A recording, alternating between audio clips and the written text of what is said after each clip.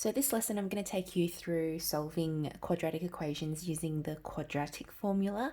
Before I do that, I'm just going to briefly go through the surd laws with you in case you've forgotten. Now, if you're very comfortable and confident with dealing with surds, you can skip through this one and go straight to the part where I start discussing the quadratic formula. Otherwise, I'd like you to pay attention here because it's really important that you know how to simplify surds. So here we go. To simplify the square root of 20, you'd split the 20 into two factors. That would be 4 and 5. This can be written as root 4 times root 5. And because you can simplify root 4, that would be written as 2, and you're left with root 5 over there. So that's how you would simplify it, root 20. Over here, root 48, you do something similar. Now, the number that you'd be thinking of, like with 48, you can think of 4 times 12. You can think of 16 by 3. You could think of 2 by 24. You could also think of 1 by 48, but that would be kind of useless. So you take out one of, you would use one of these, and the one you would use would be the one that would be able to simplify it the best, and that would be this one here. Firstly, you'd never choose 2 times 24 because you can't square root 2 nor 24. Now, 4 and 12 are not bad, but then you'd really, if you do this, you'd have to simplify the 12 into 4. So, for example, if you did root 4 times root 12, the 4 can simplify to a 2. So that would be 2 root 12. However, the 12 can be further simplified into 4 by 3. So you got to do it twice. So I'd go 16 by 3. Straight away. Now, if you can't think of 16 as a factor for 48, that's okay. You can do it this way. It just take you 2 steps to get to the same answer. So if I did 16 by 3, I could square root 16. That gives me 4, and then I'm left with root 3 in the end. Okay, so that's your full answer. And over here, we've got the square root of 12 over 4. The square root of 12 could be written as square root of 4 times 3 over 4, and the square root of 4 is 2 root 3 over 4, and then you can simplify this even further.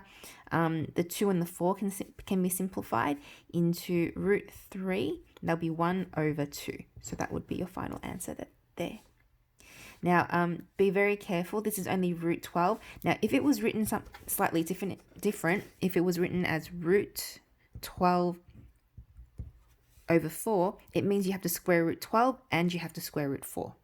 Okay, this one's only square root 12, so be aware of that, and you deal with it differently. So if you were to square root 12 and 20 and 4, then it would be basically 2 root 3 at the top, and then root 4 would be 2, and then you can simplify 2 and 2, and then you'd be left with root 3. That's that's if it was square root the whole thing. Next one is pretty simple. So once again, you'd split the 50 up, and in this case, you'd choose 25 and 2. You wouldn't go 5 and 10 because you can't square root 5 and you can't square root 10, so that would be pointless. And therefore, the root 25 can be written as 5. You're left with root 2 all over 5, and the 5 and 5 can cancel, so you're left with root 2 as your final answer. Okay, over here, we've got 6 plus root 99. So root 99 can be written as root 11 times 9. Now we can square root 9. So we'll do that. So we've got 6 plus the square root of 9 is 3 with root 11 inside all over 3. Now to simplify, so we want to cancel down the 3. Now remember, these two terms are joined with a plus. Please do not simplify one without simplifying the other. So the best thing to do here is to take out the common factor at the top. So the common factor would be 3. Then you're left with 2 plus, and that would be 1 root 11 over 3, which means you can cancel the 3's down, and you're left with 2 plus root 11 as your answer there. Now, the reason why knowing your surds back to front is so important is because our quadratic formula, which you can see right here in the yellow box, contains a square root symbol, which means that it is very likely that you'll need to simplify it in the way that we did before, especially if you're asked to give the exact answer. So this is the quadratic formula here, and basically to A, B's and C's are just, well, A is the coefficient of x squared, B is a coefficient of x, and C's the constant.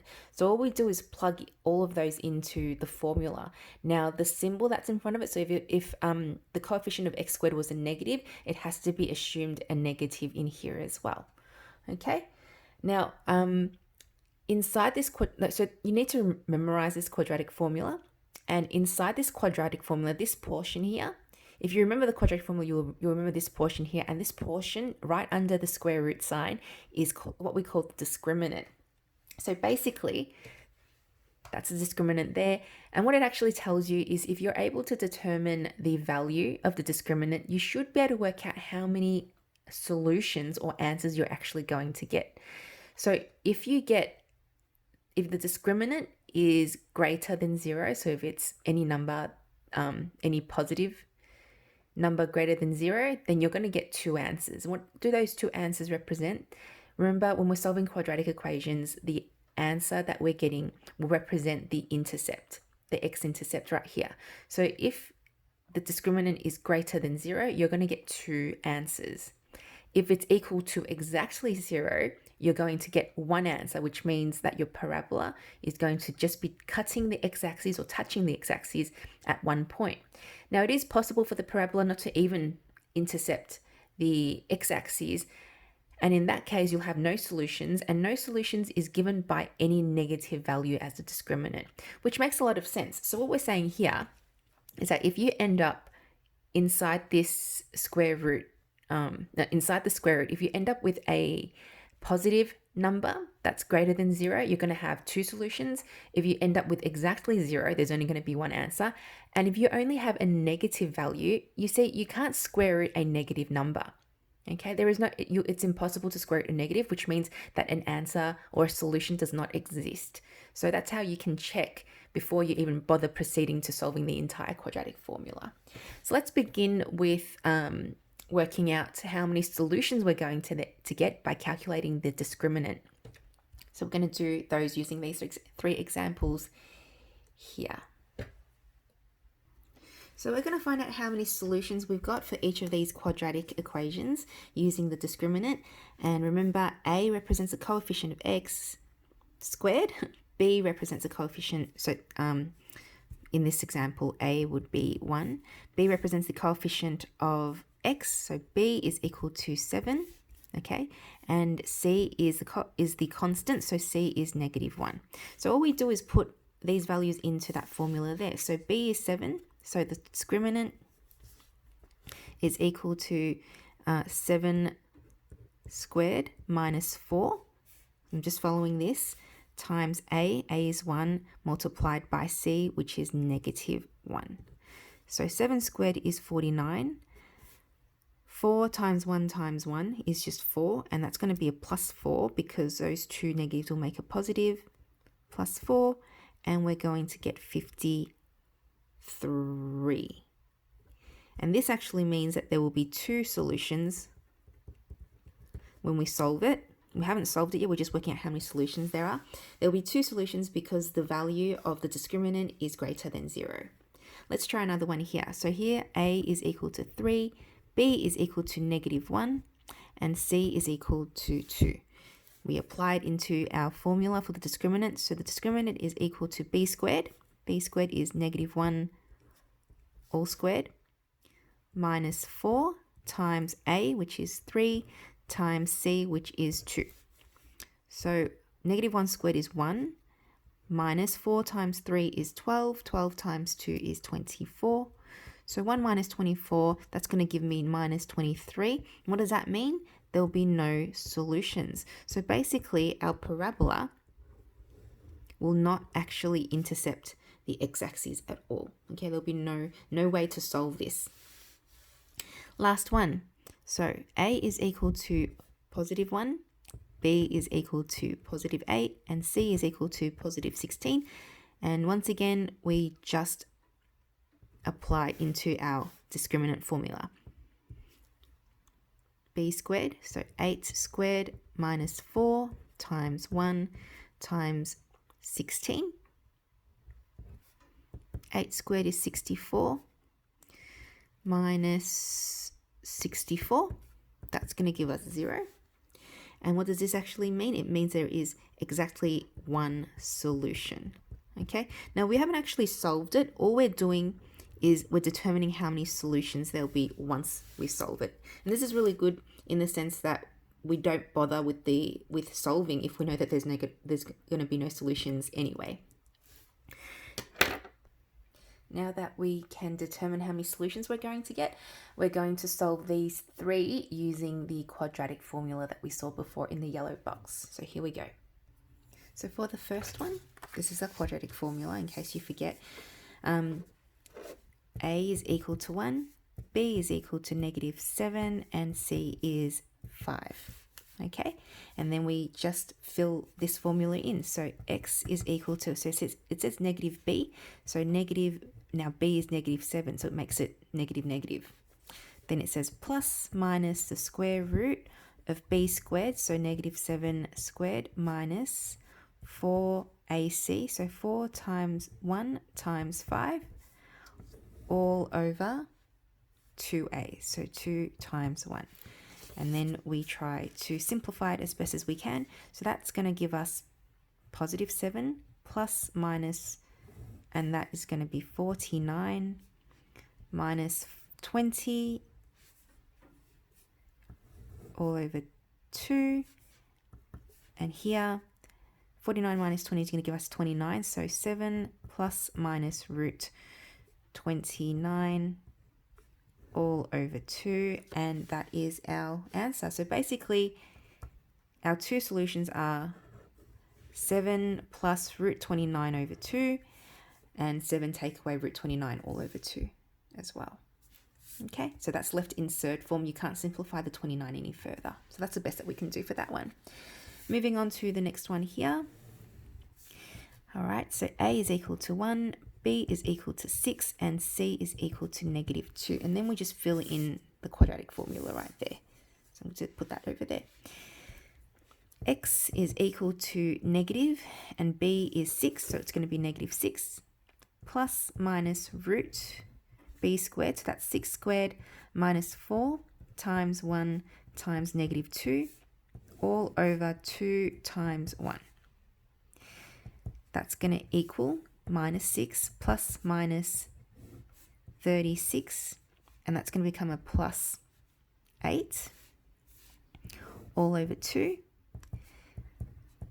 36 plus 8 is going to give us 44 all over 2. And we can simplify this further from the surd laws that we learnt before, surd rules that we learnt before.